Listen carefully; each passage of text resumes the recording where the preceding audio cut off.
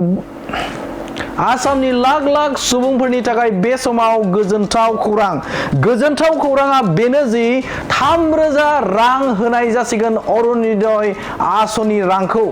नोंगौ बे समाव नोंथाङा थिगखौनो खोनादों।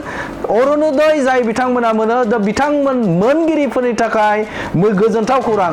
बिथांमोना 3,000 रां खरै मोनसिगोन बे समाव। अरुणोदय मुलाम्फागिरिफोरनि थाखाय मोनसे गिदिर खौरां फोसावदों गिबि मन्त्रि डक्टर हिमन्त बिश्व शर्माया। अरुणोदय मुलाम्फागिरिफोरनि थाखाय मोनसे गिदिर खौरां। 3,000 रां होनाय जासिगोन अरुणोदय आसनिनि रांखौ। 2024 मायथाइनिफ्राय मोननो हानाय जासिगोन 3,000 रांखौ। लाख लाख अरुणोदय मुलाम्फागिरिफोरनि थाखाय मोजां खौरां। 1,250 रां नंला, दानफ्रोमबो 3,000 राङै मोननाय जासिगोन अरुणोदय आसनिखौ। 2024 मायथाइनिफ्राय मोननो हानाय जासिगोन 3,000 रांखौ अरुणोदय मुलाम्फागिरिफोरा।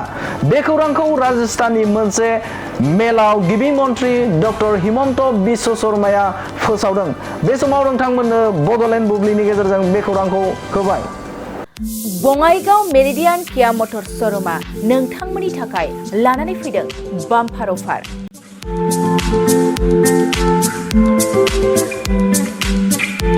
नोंथांमोना सोरबाफोर मेरिडियान किया मटर्स श'रुमनिफ्राय गारि बायनो गोसो दं अब्ला बङाइगावआव थांनानै बायहैनो हागोन।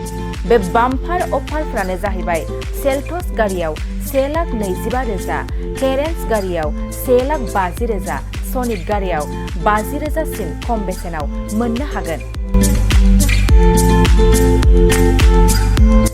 नोंथांमोना गोसो गुदुं अब्ला थाबैनो नैबे जानबुं नङाव सुलाद लाहरनो हागोन। जानबुं अनजिमायानो जाबाय 0629 213 4455।